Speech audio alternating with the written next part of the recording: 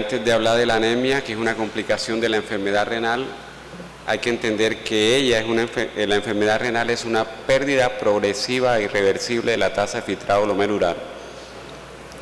Y que en ese paciente que tenga menos de 60 mililitros por minuto de filtrado glomerular es que se van a presentar las complicaciones crónicas de la enfermedad renal crónica.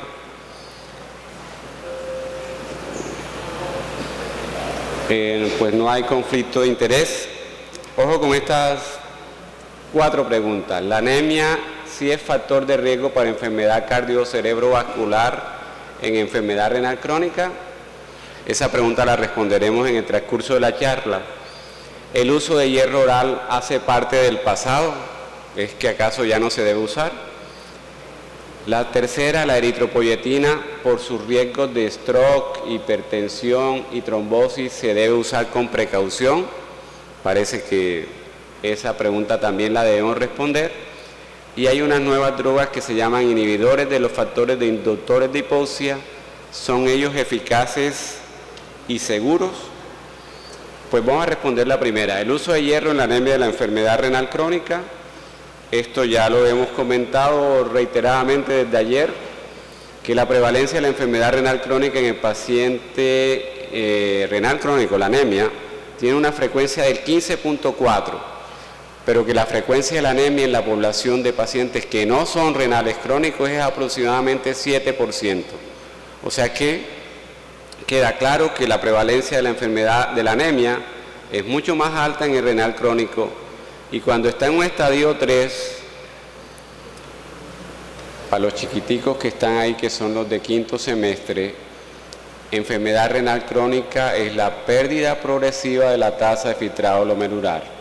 Gente joven como ustedes que no llega a los 30 años, está funcionando esos riñones aproximadamente 130 mililitros por minuto si es hombre y 120 mililitros por mujer. En la medida en que pasan los años, después de los 40, la gran mayoría de las personas pierden 1 mililitro por minuto por año de la tasa de filtrado glomerular. ¿Pero a qué se le llama insuficiencia renal? Cuando usted tiene menos de la mitad de eso, tiene como 60 mililitros por minuto. Ese paciente que tiene menos de 60 ya tiene un estadio 3, el que tiene 30 tiene un estadio para abajo, tiene un estadio 4 hasta 15, y el que tiene menos de 15 tiene un estadio 5. Conforme la tasa de filtrado glomerular cae, la frecuencia de la anemia se incrementa. La anemia del paciente renal crónico siempre, ante la pregunta, de pronto, como estamos midiendo la asistencia, y algo hay que aprender de todas estas sesiones, lo que hay que responder es cuando le pregunten a uno cuál es la causa de la anemia renal, es multicausal. El principal mecanismo es el déficit de eritropoyetina, pero sigue en frecuencia la disminución de todo y la alteración de todo el metabolismo del hierro, que ya eso lo explicamos ayer y lo vamos a volver a explicar ahora. La vida media del eritrocito, el glóbulo rojo de una persona normal dura o vive entre 100 a 120 días. El paciente con enfermedad renal, en su ambiente urémico, en su sangre urémica, el glóbulo rojo solo vive 60 a 70 días como tiempo de vida media. Si un glóbulo rojo marcado se le extrae a un paciente renal crónico, marcado con un radioisótopo, y se le transfunde ese glóbulo rojo del paciente renal a una persona no renal, ese glóbulo rojo que iba a vivir 60, 80 días, en la persona no renal, al ser trasplantado y no estar en un ambiente urémico, vuelve a vivir 120. O sea que una de las razones por que el paciente renal crónico tiene anemia es porque los eritrocitos viven mucho menos. Otra alteración, el metabolismo mineral óseo, eso que describió ahorita el doctor Coronado, se fibrosa en los casos severos. El metabolismo mineral óseo fibrosa la médula, el sitio en donde se produce el glóbulo rojo, y por lo tanto puede asociarse a anemia. Y por último, efecto de algunos medicamentos. Ustedes saben, ya casi no usamos captopril, pero el captopril por sí solo produce anemia.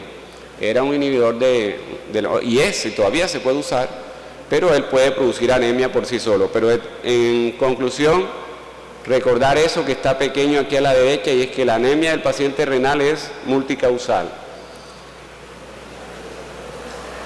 ¿Es cierto que la anemia es un factor de riesgo cardiovascular? Miren, estos pacientes fueron incluidos en un estudio que se llama el ATEM. El ATEM fue un estudio que se siguieron dos grupos de pacientes. A uno se les suspendía un IECA y a los otros se les dejaba el IECA. Los dos grupos tenían igual control de tensión arterial, como pueden ver, pero cuando de ese gran grupo se seleccionaron anémicos y no anémicos, independiente del control de presión, los anémicos tuvieron más evento cardio-cerebrovascular. O sea que la anemia, según ese estudio, sí fue un factor de riesgo, y los estudios retrospectivos muestran, fíjense aquí, cuando hay déficit de hierro absoluto y déficit de hierro funcional, la P significativa, y lo que están midiendo aquí es frecuencia de hospitalización en un seguimiento a 1 año y a 2 años. La anemia es factor de riesgo para hospitalización. Y fíjense aquí, cómo en un estudio retrospectivo el hecho de tener anemia más enfermedad renal crónica, fíjense, comparen estas medidas de resumen con estas medidas de acá abajo. Si solo es anémico sin enfermedad renal crónica, si solo tiene enfermedad renal crónica sin anemia, se dan cuenta que la frecuencia del evento de la combinación de anemia con enfermedad renal aumenta los desenlaces de stroke, de infarto y el combinado e incluso la muerte. En definitiva, la anemia es un factor de riesgo cardiovascular en el paciente renal crónico. Ya ayer se los expliqué, hay un déficit relativo y un déficit absoluto. Se llama déficit absoluto precisamente cuando lo que hace falta es el hierro que hay en los depósitos y el hierro que se mueve entre un depósito y otro. El hierro que está en los depósitos se mide con la ferritina. El hierro que es intercambiable se mide con la transferrina. Ahora veremos posteriormente cómo se hace la definición operativa de la anemia con un déficit de hierro absoluto y un déficit de hierro funcional. Esta gráfica lo que busca es, fíjense aquí abajito, el estadio de enfermedad renal. Fíjense acá que no se ve bien, este azul o violeta intenso es saturación de más de 30%. Estos son los que tienen unos niveles adecuados de hierro. Este es el estadio y los cuatro son 4 países diferentes: Brasil, Francia, Alemania y Estados Unidos. En esos países, todo lo que está abajo quiere decir que hay un déficit de hierro independiente del estadio que usted vea. O sea que es muy frecuente, si estamos usando saturación para medir la adecuación de hierro, es muy frecuente el déficit de hierro en el paciente renal crónico. Veamos qué pasa si se usa ferritina. Este es el nivel de ferritina, otra vez el estadio 3A, 3B, 4 y 5, 4 países diferentes, y solo los de arriba tienen un nivel de ferritina adecuado. Los demás valores lo que sugieren es que el paciente tiene un nivel de ferritina bajo en 4 países desarrollados, de tal manera que la frecuencia de anemia en el paciente renal es muy alta. Pero lo que es más llamativo, ustedes están viendo acá 60 a 90 y más de 90 estadios tempranos de enfermedad renal crónica ya muestran evidencia de que hay déficit de hierro. O sea que el déficit de hierro es frecuente en el paciente renal, incluso desde estadios tempranos, ¿ok? Estos son los mecanismos por el cual el paciente renal crónico tiene unos niveles de hierro bajos, porque hay un aporte bajo en la dieta, porque los quelantes que recibe para el trastorno mineral óseo que hablaba el doctor Coronado hacen que el pH del gástrico se incremente y se reduzca su absorción, y porque tienen una pérdida gastrointestinal incrementada. Esos 3 mecanismos hacen que el paciente renal tenga un déficit de hierro, pero lo que es peor es que su metabolismo está alterado. Ayer lo explicamos, en hay una molécula de la cual todos tenemos que recordarla, que es la hexidina. La hexidina se produce por el hígado en toda condición inflamatoria, pero si ayer hablamos de la hexidina, hoy vamos a hablar de esta, de la ferroportina. La ferroportina la tiene el macrófago, la tiene el hígado, ahí está, la tiene el macrófago y la tiene el enterocito. La ferroportina se tiene que encargar de exportar el hierro que está dentro de la célula. Una vez uno come, se absorbe el hierro al enterocito y es la ferroportina la que la debe exportar. En el hígado tiene la misma función, liberar ese hierro para que sea transportado por la transferrina hacia el sitio de producción de los glóbulos rojos. En las condiciones inflamatorias, la hexidina bloquea la acción de la ferroportina. Lo bloquea en el macrófago se queda con todo el hierro que ha fagocitado. El hígado se queda con todo el hierro que está depositado dentro de él y el enterocito, como se esfacela esa célula, en la deposición, en la defecación, se pierde el hierro. Total, es que el paciente renal crónico, como está inflamado, puede tener unos niveles de hierro muy altos, pero que no se puede utilizar porque no hay quien lo transporte.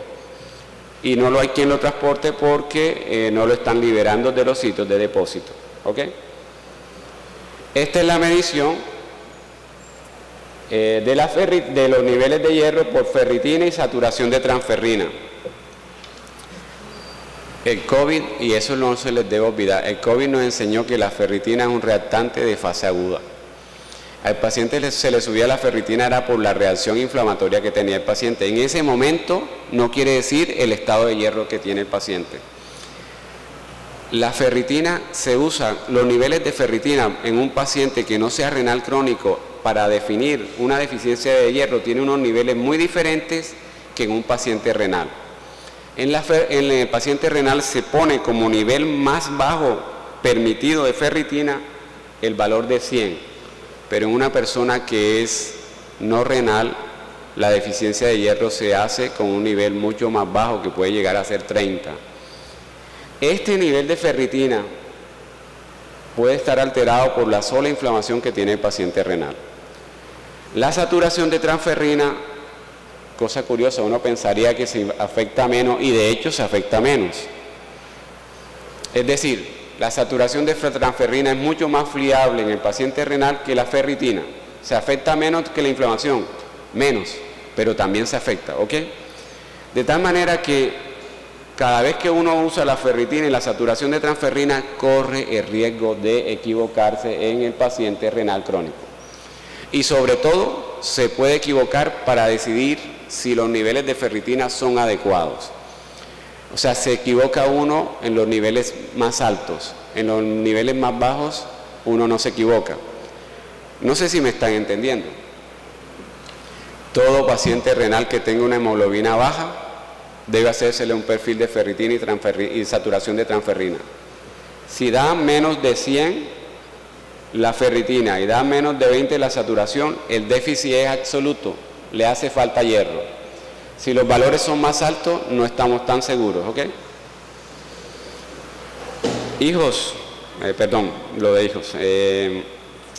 La correlación entre la saturación de transferrina y la ferritina tiene una sensibilidad muy baja y una especificidad muy alta, o sea que no es una prueba que sea 100% fiable.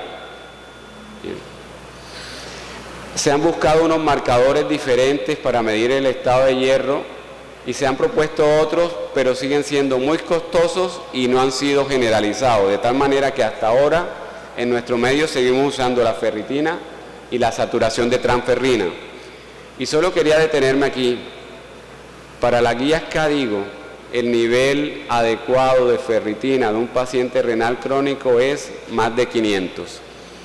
Si el nivel de ferritina es menor de 500, a ese paciente renal crónico hay que ponerle hierro, ¿ok? Listo. ¿A quién le debemos poner hierro entonces? Esto lo habíamos dicho ayer, que el paciente que es renal crónico, paciente según la Organización Mundial de la Salud, que sea hombre y tenga menos de 13 gramos por decilitro de hemoglobina, tiene anemia. Y la mujer que tenga 12 gramos para abajo, tiene anemia. siempre debe ser en un paciente que tenga una tasa de filtrado glomerular baja. ¿Por qué? Porque a todo paciente renal se le está achacando ahora la anemia, siempre a la enfermedad renal. El diagnóstico de enfermedad renal, de anemia por enfermedad renal, se hace por exclusión. Usted debe excluir que el paciente no tenga déficit de B12, debe excluir que no tenga déficit de ácido fólico, debe excluir cualquier causa de hemólisis antes de llegar al diagnóstico de una enfermedad, de una anemia secundaria a la enfermedad renal crónica. Pues a ese paciente en donde usted haya corroborado que tiene un déficit de hierro, que es renal y que ha excluido otra causa, a ese paciente es el que le tiene que poner hierro. La pregunta es si hierro oral o hierro endovenoso, y quiero recordarle las preguntas que teníamos sobre este tema, y es que si el hierro oral ya era tan antiguo que no se debía usar. La respuesta a esa pregunta es que todas las guías hoy siguen proponiendo que el paciente que sea renal crónico y no esté en diálisis o esté en diálisis peritoneal debe recibir hierro oral como manejo inicial de la deficiencia de hierro. Ese manejo inicial de la deficiencia de hierro con hierro oral debe prolongarse por 3 meses. Las formas de hierro oral que más usamos nosotros son estas que vemos acá, pero esto es para recordarle que cada vez que decidimos usar hierro debemos aportar al paciente 200 miligramos de hierro elemental por día. Las tabletas de 300 miligramos de sulfato ferroso tienen apenas 64 miligramos de hierro elemental. O sea que si nosotros somos rigurosos, el paciente debiera recibir aproximadamente 3 tabletas diarias de hierro, pero lo malo es que esas 3 tabletas son muy difíciles de ser toleradas por el paciente, porque si alguno de ustedes, no sé si alguno de ustedes, pero me acuerdo en mi infancia que no me podía dar nada porque mi mamá decía, estás anémico, y siempre me empezaba sulfato ferroso, doctor Bello, y eso daba un malestar gastrointestinal, una diarrea, de tal manera que con gran frecuencia el hierro oral no es bien tolerado, y si usamos la dosis que está recomendada, se hace mucho menos tolerable. Este fue el estudio que compara el hierro oral con el hierro endovenoso.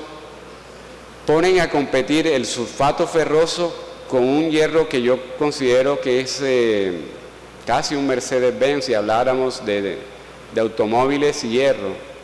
La carboximaltosa férrica es un hierro que se administra muy fácilmente y que da aportes de 500 o 1000 miligramos en solo 5 o 10 minutos de infusión.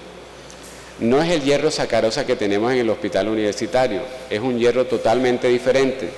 Y compararon ese Mercedes-Benz, que es la carboximaltosa férrica, con el sulfato ferroso. Por supuesto, le fue mejor a la carboximaltosa férrica, pero al hierro oral sí lo midieron también. Del 100% de los pacientes que responden a hierro oral, solo el 21% lo hacen al cabo de un mes. O sea que no es suficiente con que usted le dé tratamiento con hierro oral por un mes para considerar si el paciente va a responder o no. Debe prolongar el tratamiento por 3 meses, pero de ese 79% que quedó restando, solo el 30% va a responder. Moraleja de todo lo que ha enseñado el FinSec-ID es que el hierro oral sí se debe hacer el manejo inicial, que se debe prolongar por 3 meses, pero que menos de la mitad de los pacientes van a lograr los objetivos que tenemos planeados de que suba la hemoglobina y que mejore los niveles de hierro. Esas son las frecuencias de eventos adversos en relación a las formas de hierro oral. Son más altas con el fumarato que con el sulfato ferroso. O sea que usar fumarato como alternativa o para prevenir eventos adversos no es la mejor opción. Se debe usar el sulfato ferroso, que entre otras cosas lo tenemos a mano. ¿Cuándo usar el hierro endovenoso? Este es el hierro endovenoso y nos vamos a detener un poquito acá. El hierro endovenoso es, las moléculas rojas son el hierro, el recubrimiento lo da un carbohidrato. En los tiempos en que yo estaba sentado ahí como ustedes, se usaba el hierro destrano. Era un destrano, ahora usamos el hierro sacarosa y el Mercedes-Benz se llama carboximaltosa férrica. El nombre lo da, es el carbohidrato que recubre el hierro. Cuando usted habla de destrano es un carbohidrato, cuando habla de sacarosa es un carbohidrato. Ese carbohidrato con el hierro forma un coloide. Entre más compacto quede, más estable es el hierro. Ahora me entenderán qué quiere decir estabilidad. Entre más estable es que usted le administra el hierro directamente a la vena del paciente, donde ese hierro se convierta en F2 y no se quede en F3 en la sangre. Una cosa en el tracto gastrointestinal y otra en la sangre. Donde se libere ese hierro en la sangre va a asociarse a muchos eventos adversos. Esa capacidad de liberar el hierro de las formas farmacéuticas de hierro endovenoso se llama labilidad. Miren dónde está la labilidad de nuestro hierro sacarosa, el que más usamos, 3.5. Y miren dónde está la labilidad de la carboximaltosa férrica, 0.6. Por eso la carboximaltosa férrica se puede administrar rápidamente en 10 a 15 minutos sin infusión. Y por eso el hierro sacarosa, cada vez que lo usamos en el hospital, tenemos que administrarlo en dosis que no superen los 300 miligramos y que por favor deben ser como mínimo en 2 horas. El hierro sacarosa tiene que administrarlo y si usted lo va a poner de manera ambulatoria, mire, el paciente tiene que llegar a un centro en donde lo deben tener por lo menos 2 horas para vigilar la administración del hierro.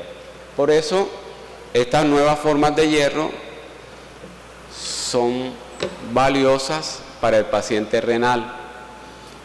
Venga, que aquí sí los quiero despertar si se me están durmiendo. Al paciente renal hay que preservarle las venas.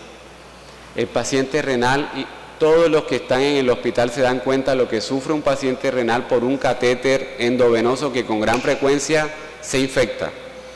Al paciente hay que tratar de no puyarlo tanto porque la venopunción daña la vena que va a servir para una fístula. El mejor acceso vascular para un paciente renal crónico es la fístula.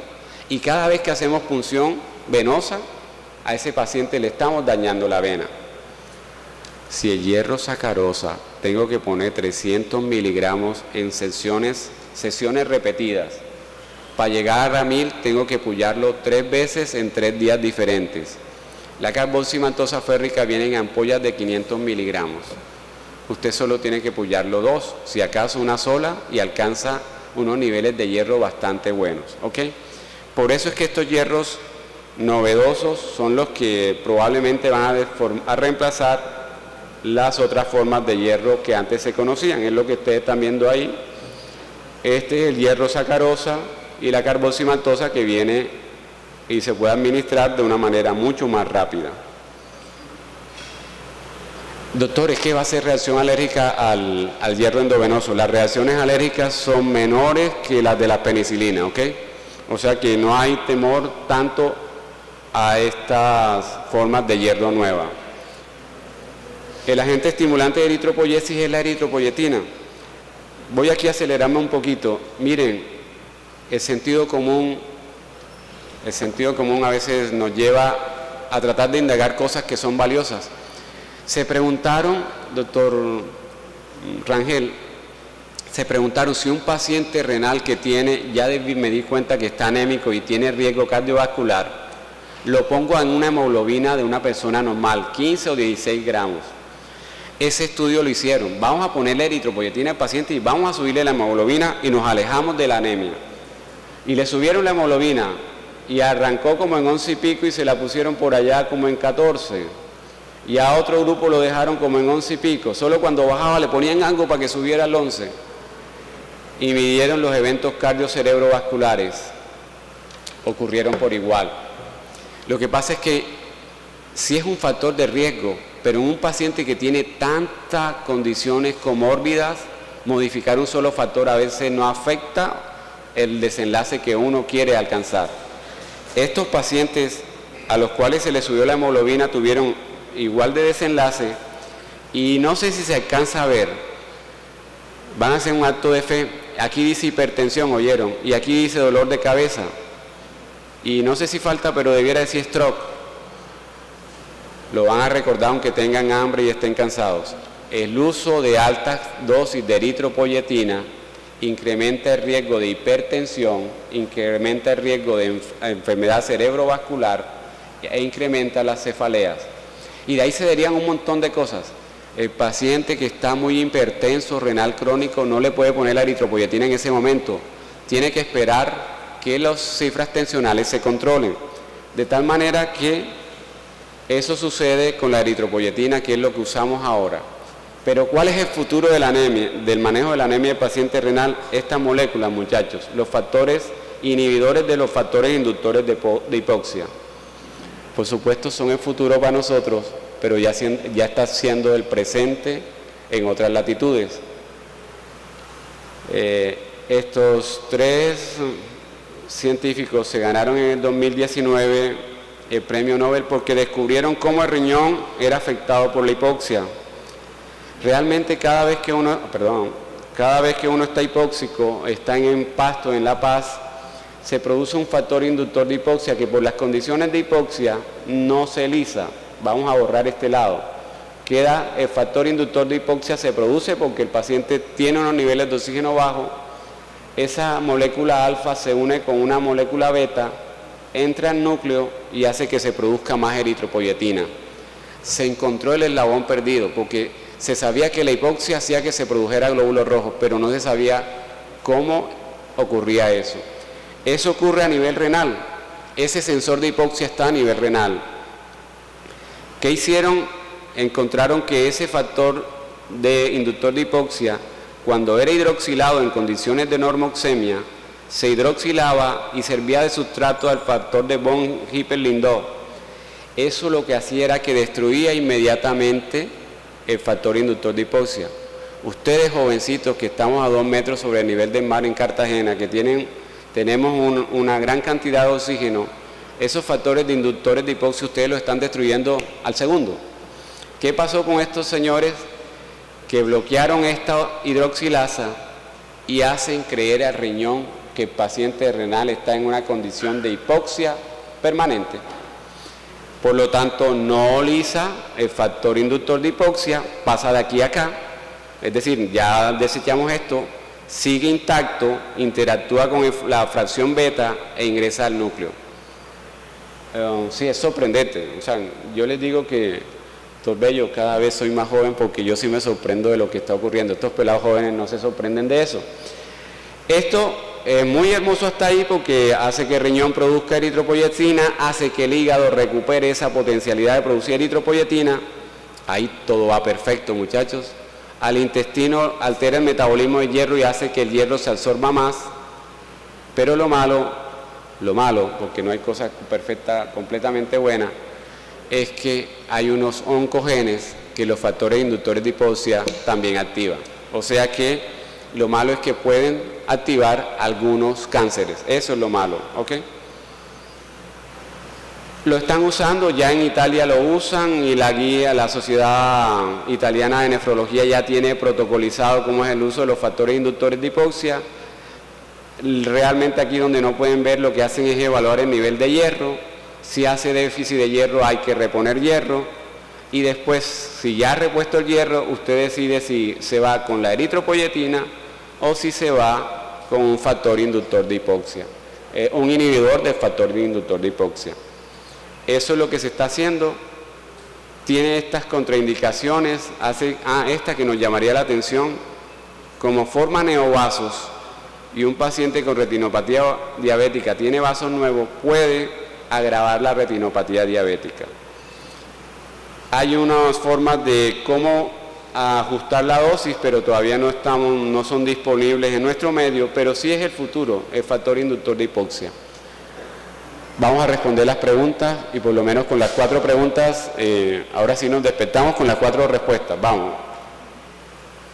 La primera era si el hierro oral era antiguo, o bueno, esta es una nota adicional.